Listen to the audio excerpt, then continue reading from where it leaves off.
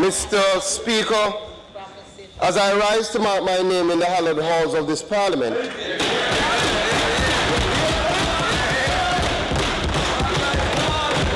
that have heard the passion of Bustamante, the insight of Sangster, the vision of Manley, and the sheer nation-building brilliance of Siaga, I am humbled by such a great honor.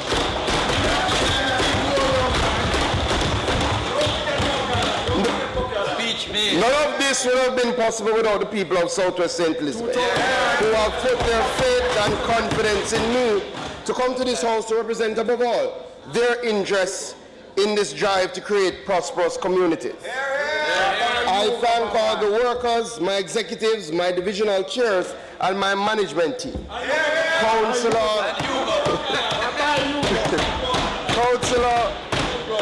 Councillor Jeremy Palmer, Councillor Derek Sangster, who are down here in the chamber, Caretaker Whitney Smith and Caretaker Dr. Adini Bamidelli, my Vice Chairman Christian James, other executive members Jennifer Mullins, Marcin Witter, Edward Muir, Jody and Jones, and countless others whose name time does not permit me to mention. The foundation, however, Mr. Speaker, was set by my mother, June Green, an educator of over 36 years, and my father, Ronald Green, an agricultural officer who has served the people of Jamaica and the Cayman Islands for almost 40 years. I thank them for their guidance and encouragement. I acknowledge the support of my family, including Mrs. Trisha Williams Singh, my partner, Carida, and my son, Nathaniel Marcus. They have borne the burden of the sacrifice in this life that we call politics, and I'm grateful for their patience. I thank the team of young people, many of whom believed in me far beyond my own belief in self. The foundation set by Generation 2000, especially former President Warren Newby, my management team, Brittany Singh, Johnson Reed, and Gabriel Hilton, my advisors and executive assistants. Special thanks to Adrian McDonald, who you will see his images later that form a part of this presentation. Mr. Speaker, finally, I have had the honor of being shaped by some of Jamaica's finest institutions, Monroe College and Chancellor Hall. I have drawn my inspiration and mentorship from former Prime Ministers Edward Philip George Siaga and Bruce Golding, both of whom provided significant guidance during the campaign. However, of all of them, and I got his note that he's not feeling well, I thank our current Prime Minister, Andrew Michael Holness, who constantly provided a platform for me to use my talent to effect change. I am honored at the appointment, and I am happy that I have been put to work with Minister Reid, who is known for his foresight and leadership. And as we hail from the city upon the hill, we will do our utmost to play our part in leading our people to prosperity. I thank the ministry, the permanent secretary, and the team who have put this presentation together. Mr. Speaker, let me speak a little bit about Southwest St. Elizabeth. I am proud to represent the best part of Jamaica. It stretches from Jamaica's most productive plains, such as Flagaman, through quaint community resort towns of Treasure Beach and Billy's Bay, along the coast on to Parity, the world-famous Floyd's Pelican Bar, through the heartland of Barbary Hall, and to the home of our second Prime Minister, Donald Sangster, in Mountainside. Then it goes through Jamaica's foremost capital of Black River, encompassing the hills of Prospect, the industry of our people, by the border, and ended up in the best peppered shrimp place in the world, in Middle Quarters. I have the honor of representing some of the proudest and hardest working people all over the world. Despite the industry of our people, we are, however, faced with significant challenges. Our road network is in shambles, with a number of communities, such as Slipe, teetering on the edge of being cut off. With the lack of investment and opportunity, a number of our young people remain unemployed. Whether you're in the plains or in the hills, the cry for water pierces the soul. I am proud that our government recognizes that water must be the #1 priority. In May, we approved a contract to replace the Hounslow to Newell main transmission lines, which will bring increased water supply to over 10 communities in southwest St. Elizabeth.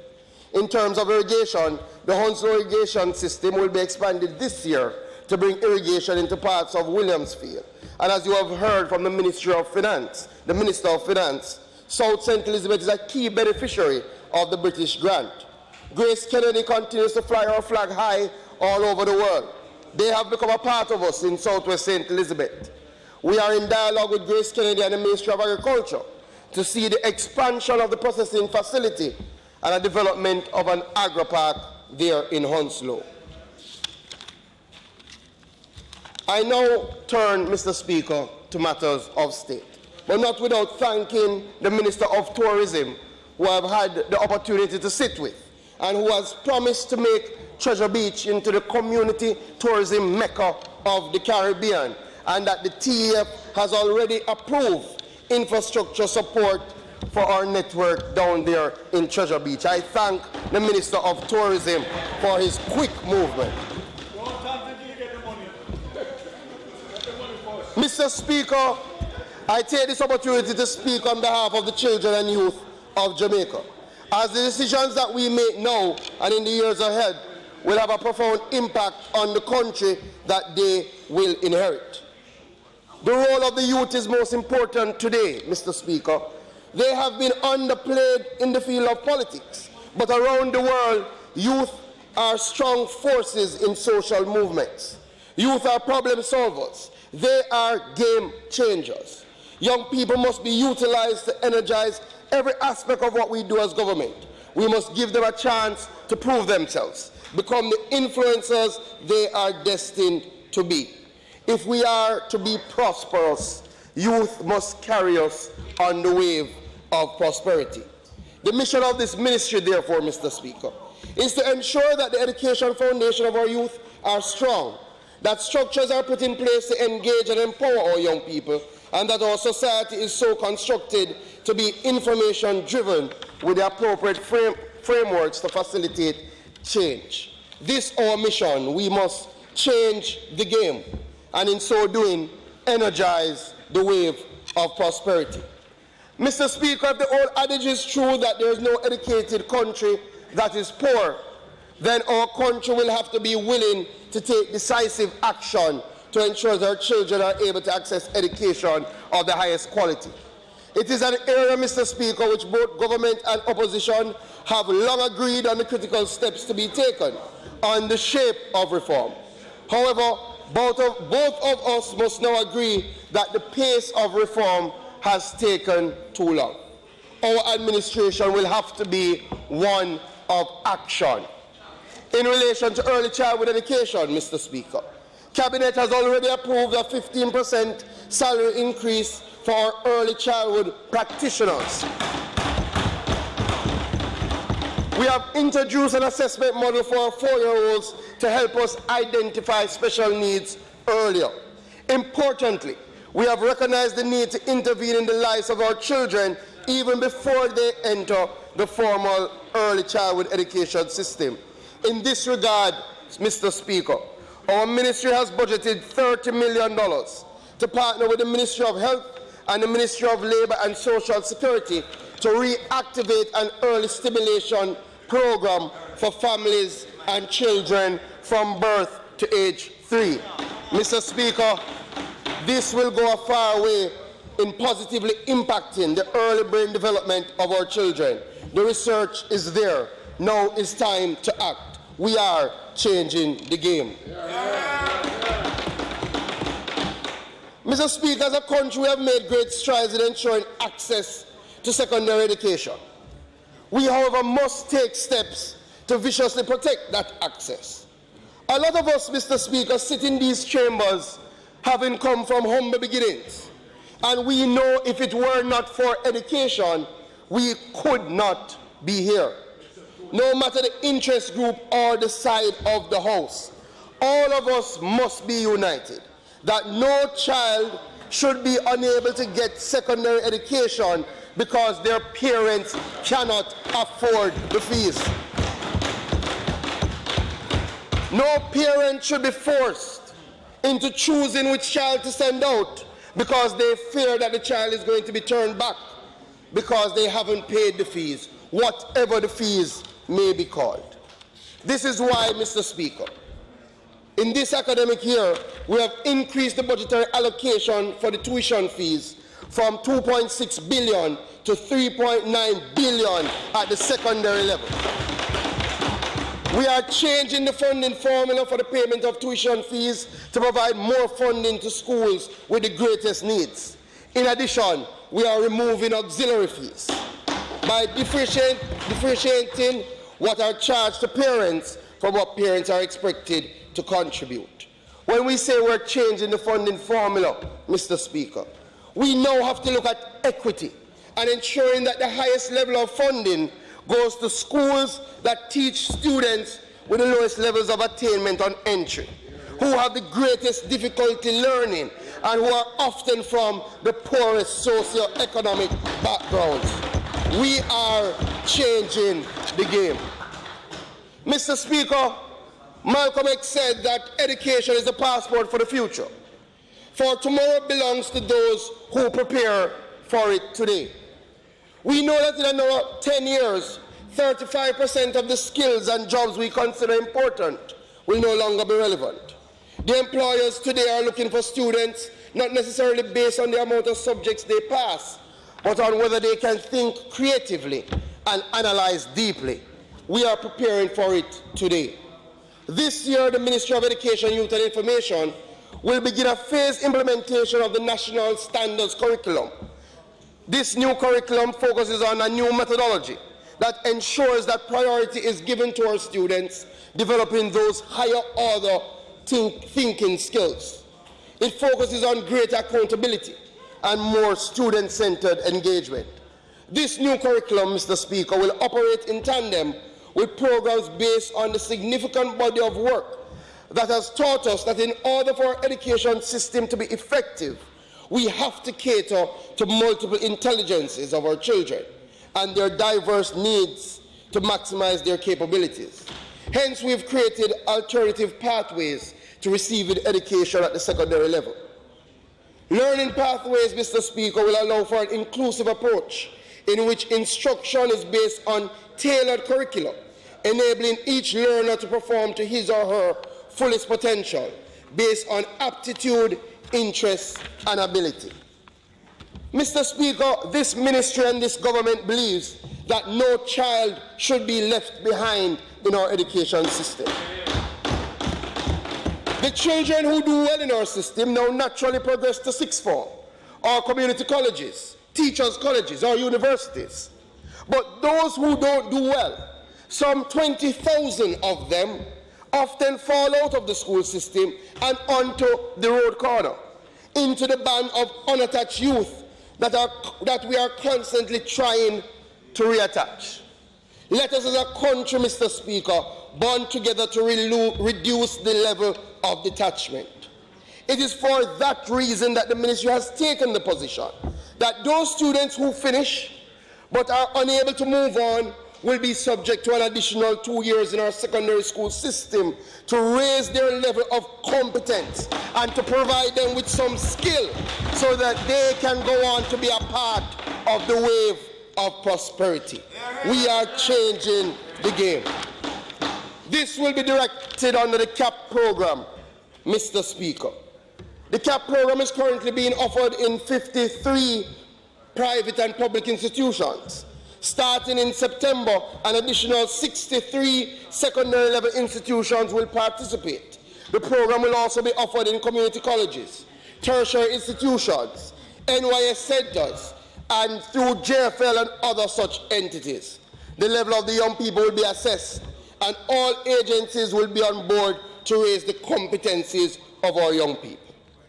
CAP this year, Mr. Speaker, is funded to the tune of $800 million, an increase of more than $190 million over the allocation last year.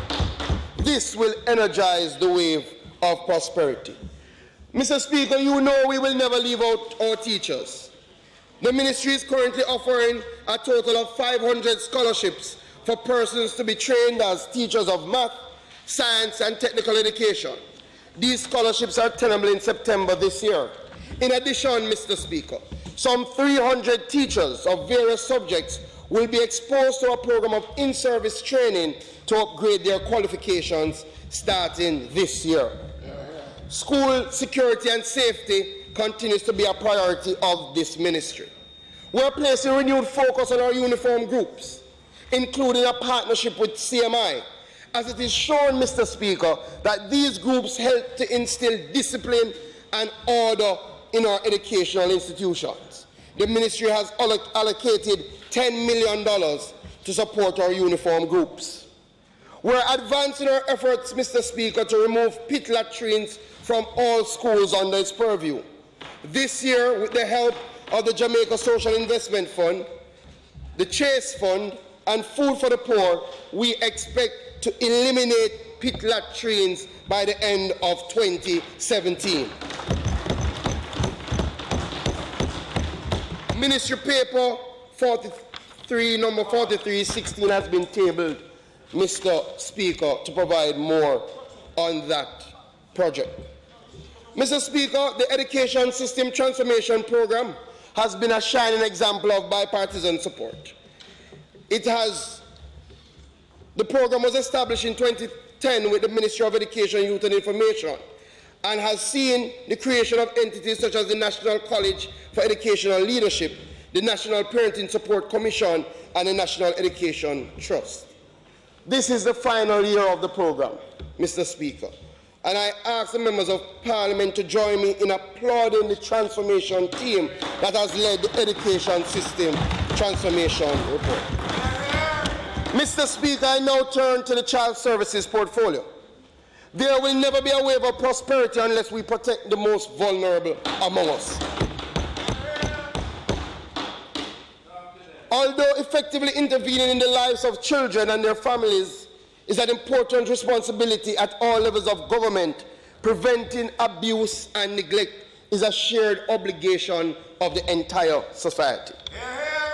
I have personally been able to meet and speak with members of staff from children agencies, residential care facilities, NGOs, including our international partners. A number of them are doing extremely good work in helping to address a broad range of issues facing our children. And I want to commend them for that work and for their work ethic and the passion for our children. Since assuming responsibility as Minister of State, I have sat and met with members of the Private Children's Home Association and discussed some of the critical issues faced by our children in state care. I thank the group for their frank discussions, and I have heard their cry in relation to the insufficiency of funding, and I am committed to addressing their issues. In the short term, Mr. Speaker, I have asked the team at the Child Development Agency to explore areas in which we can provide immediate assistance to help our private homes alleviate some of their financial burdens. It has been agreed that the disaster management grant that is normally provided only to government homes will be extended to our private homes for the first time this year. We also will be standardizing the payment of medical expenses for all our children in state care, whether government or privately run homes. Additionally, coming from the last audit, Mr. Speaker, there are some infrastructural issues with some of our private homes, and we will be providing financial support to have some of those resolved in this year. However, Mr. Speaker, the change that is needed is systemic. We have to examine the entire residential care sector and see if we have been allocating resources in the most efficient manner. A number of our homes house children with special needs. Should we change our allocation model to ensure that from the outset, special consideration is given to these entities? Also, should our placement models change to develop homes that specialize in special competencies? It is with the aim of answering these questions that we will be conducting a strategic review of the sector. We are looking at the whole pie, Mr. Speaker. The disparity between financial support of the government homes and private homes, and see how we can ensure that our children are able to access the best possible service wherever they may be. The review, when completed, will provide an outline of the gaps and other factors affecting the sector. and the resources needed to ensure that we have an effective, efficient, and modernized residential sector. It is expected that the review, Mr. Speaker, will be finished by December 2016, in time to influence our discussions regarding allocations for the 2017-2018 budget. In short order, I will meet with the PCHA to continue the conversation. While we review, however, Mr. Speaker, steps will be taken by the CDA to enhance its efficiency and to do more in working with the organs of the state, such as the Jamaica Constabulary Force, to ensure that guidelines are followed, especially in relation to treating with matters relating to the abuse of our children. Mr. Speaker, in the full text, I will treat with issues regarding living in family environment program and foster care services. Just to say that we're examining the monetary support provided to our foster families, that we have developed a standards of care document that this year we will go about sensitizing the staff and the families. We hope to go to Cabinet, Mr. Speaker, at some time during the course of the year in relation to the monetary support for foster families. Mr. Speaker, turning to adoption, it frankly is too difficult for families to adopt in Jamaica. Must change.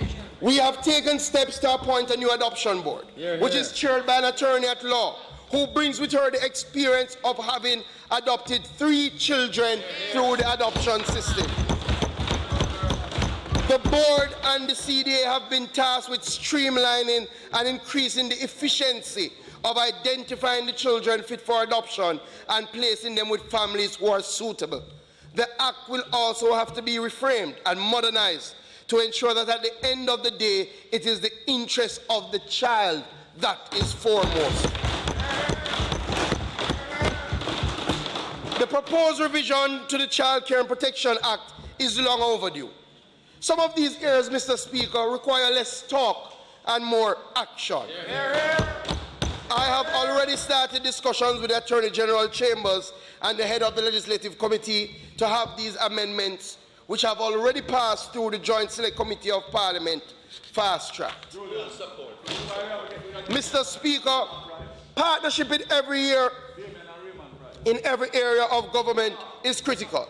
But I must pause to make special mention of the work of Denise Herbal, the outgoing head of the local mission of the United States Agency for International Development.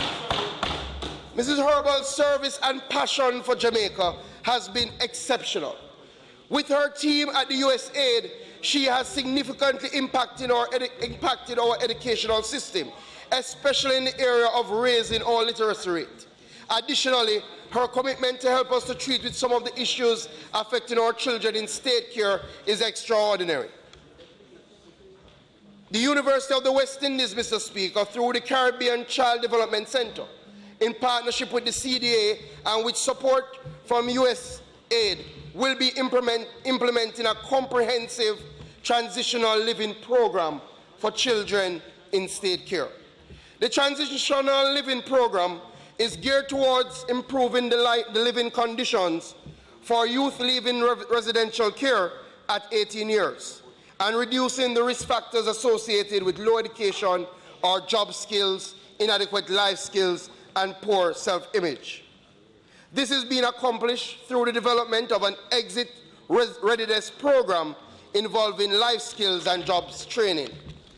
Mr. Speaker, the project will also facilitate the creation of a safe and appropriate transitional living facility for 40 females right here in Kingston who, upon leaving state care, have nowhere to go.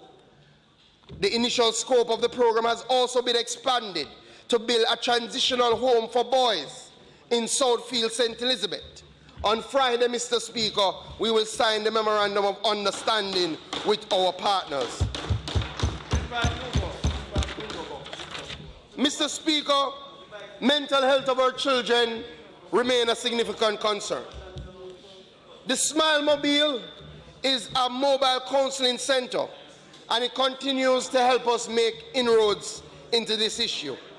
Presently, the Smile Mobiles team, comprising 2 psychologists, 1 social worker, and a part-time psychiatrist, provides intervention for 673 children across 10 facilities.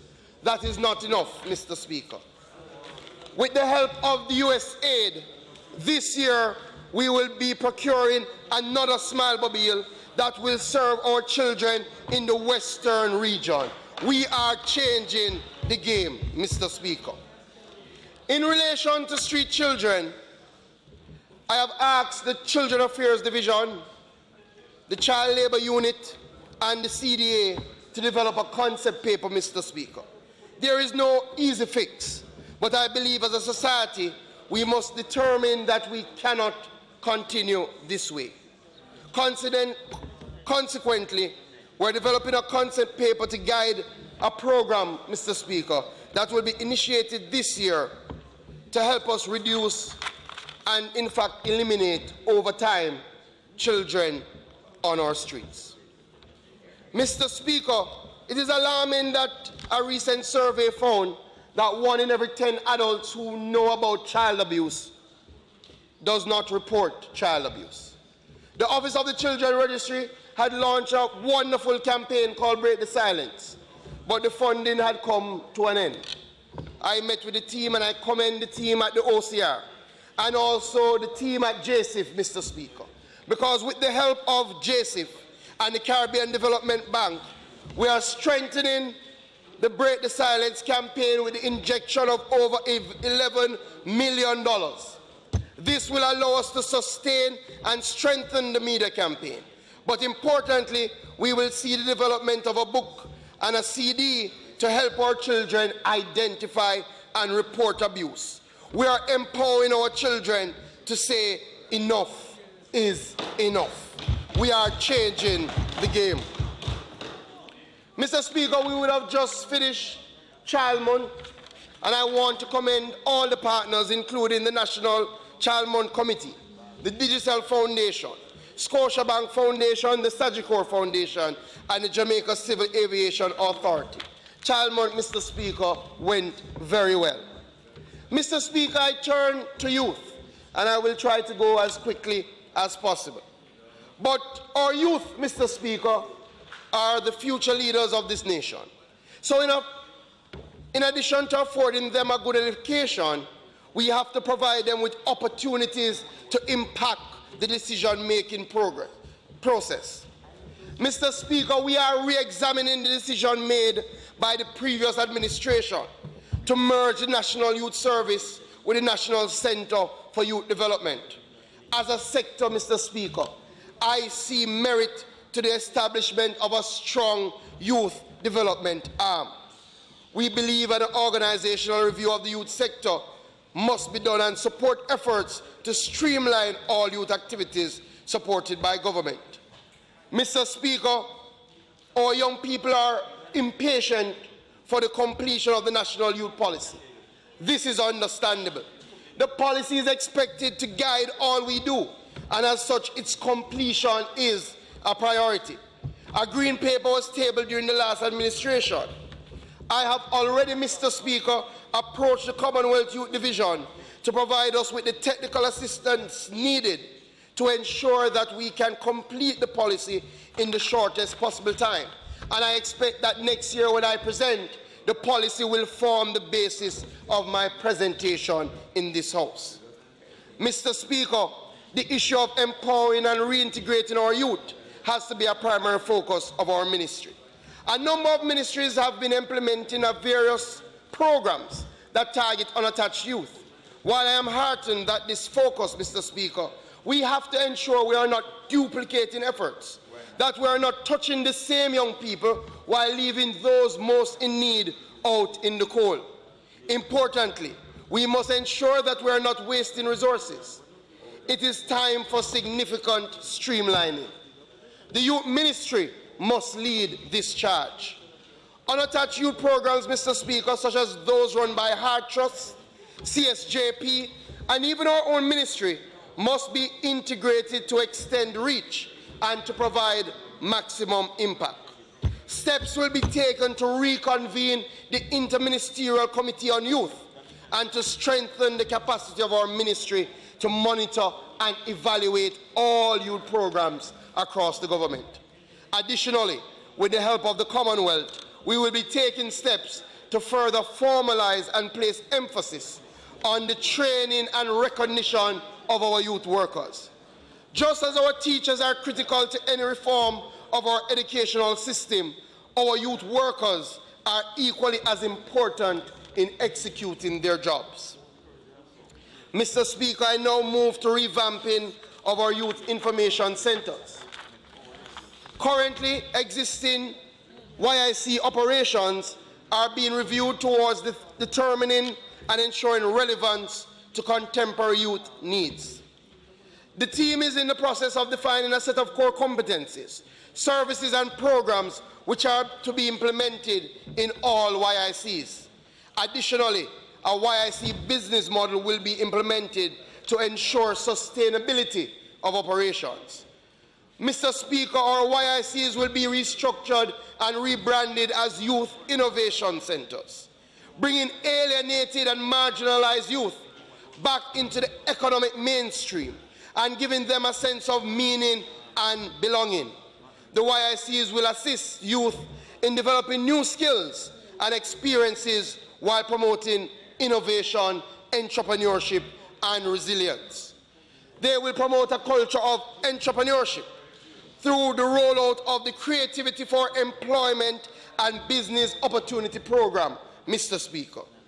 We will train business startups and entrepreneurship, and we will provide access to business support services, including but not limited to finance and business coaching and mentorship. We will provide an entrepreneurship help desk to be accessed by all youth. We are changing the game, Mr. Speaker, in relation to our YICs.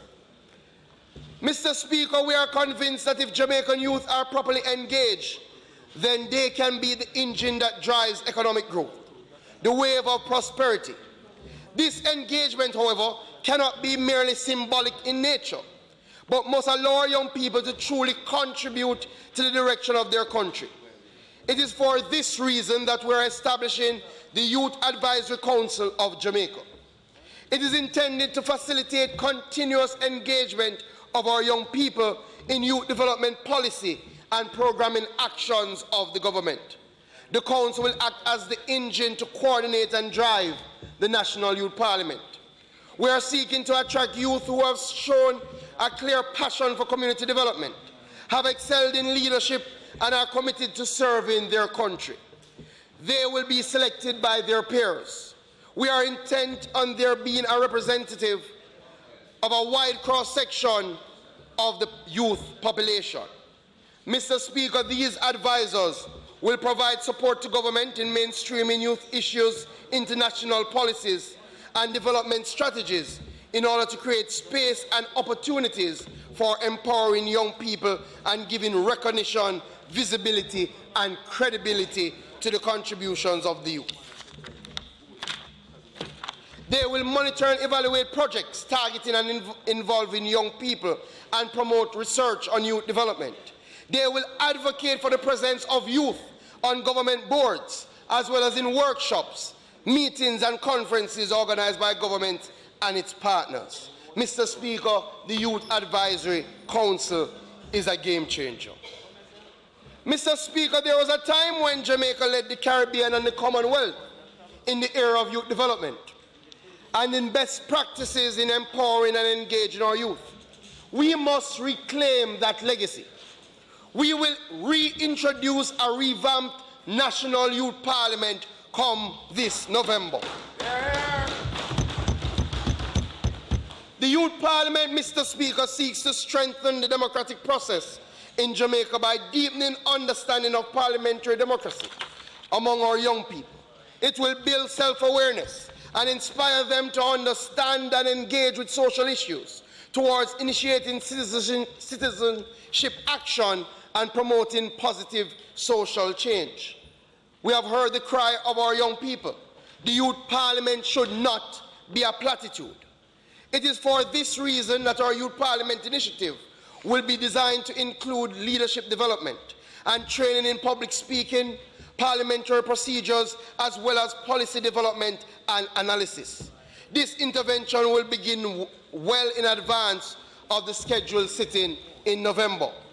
Our youth parliamentarians will serve on pre-established committees and will deliberate on some of the most difficult issues facing our country. The communique prepared by the youth parliamentarians will be laid by this minister in the House of Parliament. In this way, the National Youth Parliament will not be a mock parliament, but will be focused on bringing forward the analysis and proposals of Jamaica's youth. The ministry, Mr. Speaker, continues to place focus on effective youth leadership at every level. Through our governance program and framework, we have trained over 700 secondary school student councillors. The Jamaica Union of Tertiary Students was revamped, and we're finalizing a new constitution. A new National Secondary Student Council executive was chosen in elections that was held as recently as May, Mr. Speaker. Parliament will join me in congratulating the new president, who is in the gallery, Anastasia Watson from the Queen's School. Going forward, Mr. Speaker, we will launch a Students' Council handbook and resource material. Surveys will be done to determine the extent of Student Council representation on school boards in accordance with the education regulations. I take this opportunity to remind all schools that they must have functional student councils, and that each board, especially at the secondary level, must have a student representative. We will also give the National Youth Council, Mr. Speaker, the appropriate legal standing. Turning to the issue of youth unemployment, Mr. Speaker, the National Youth Service continues to assist youth through several programs and initiatives that directly addresses youth unemployment and youth employability. This year, we are expanding those initiatives, Mr. Speaker. Last year, the NYS placed 5,205 young people in the summer work program. This year, we have increased the budget to the NYS and are allowing them to engage 6,000 youth in the summer youth work program. The graduate work experience program has also been strengthened. Last year, the NYS placed 312 graduates. This year, we have made provision for 500 graduates to be placed. Through our empowerment program, Mr. Speaker, we've been preparing youth with mild intellectual disabilities for the workplace. Last year, we helped 81 youth. This year, we aim to assist 160 youth. We have allocated, Mr. Speaker, $100 million more to the JAMVAT program.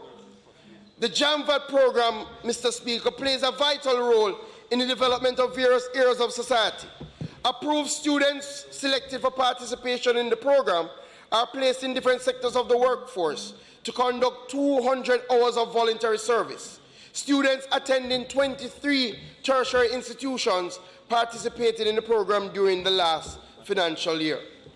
Mr. Speaker, this ministry welcomes the $1.6 billion new employment opportunities for youth in a Jamaica NEO project, which is being spearheaded under the Youth Upliftment Through Employment initiative of the private sector organization of Jamaica.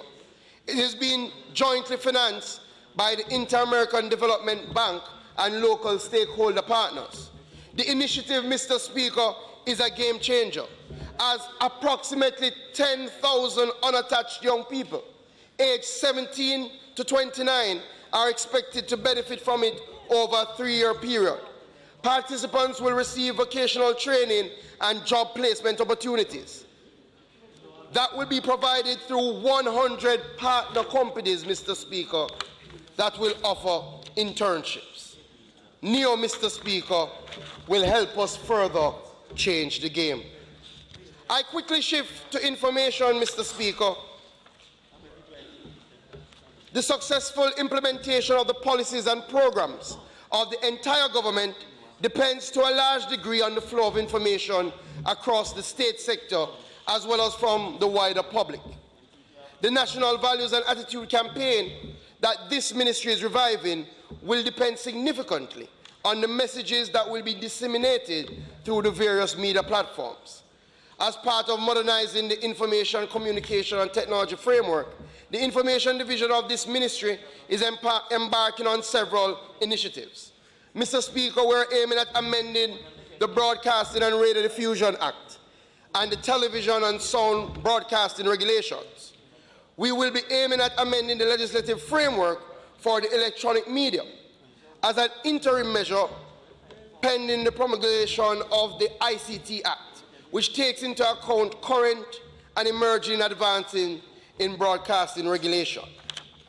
The ministry, Mr. Speaker, has embarked on the enactment of legislation to provide the ICT sector with an adequate legislative, regulatory and institutional framework. We are introducing, Mr. Speaker, an overarching information policy to provide for the access, dissemination and preservation of government information. This will include the development of a PSB funding model for sustainable public broadcasting, Mr. Speaker, which will directly impact the Public Broadcasting Corporation. Mr. Speaker, I believe that throughout this presentation, I have demonstrated through our approaches that as a ministry, we are well positioned to support the government in achieving economic prosperity through the strengths of the demographic we have been mandated to serve. As a government on the drive for economic growth and prosperity, we are acutely aware that education and youth development are the engines that drive economic growth. This drive, Mr. Speaker, will require further partnership. I applaud the efforts of all our international partners, but I urge them to help us do more. I applaud the private sector, but I beseech them to deepen the partnership. Look at our child care facilities. Partner with them. They are all our children. And Mr. Speaker, as I mentioned our children, in Child Month we launch a campaign called Our Children Jamaica, which is expected to run for the next 3 years, Mr. Speaker, which reminds each and every one of us that every child is our collective responsibility, that every Jamaican child is a national asset, and that we all have a role to play in their protection, Mr. Speaker. Gone are the days when people used to stop at night and inquire of a child why is he or she still on the road. We have to get back to those days, Mr. Speaker. They are all our children. Mr. Speaker, the journey to changing the game has begun. We, the youth, are taking control of our own destiny. We are the wave that will bring the prosperity we seek. We know that we are world beaters, that we are great beyond measure, that there is no problem in Jamaica that we are unable to solve through our collective efforts. We will create a Jamaica where there is equity and meritocracy in our education system. We will create a Jamaica where our young people are empowered, engaged, and attached. We will create a Jamaica where our people can live in shared prosperity. We will do it, Mr. Speaker. We shall do it, Mr. Speaker. We must do it, Mr. Speaker. God bless you all. God bless Southwest St. Elizabeth. God bless Jamaica land. We love.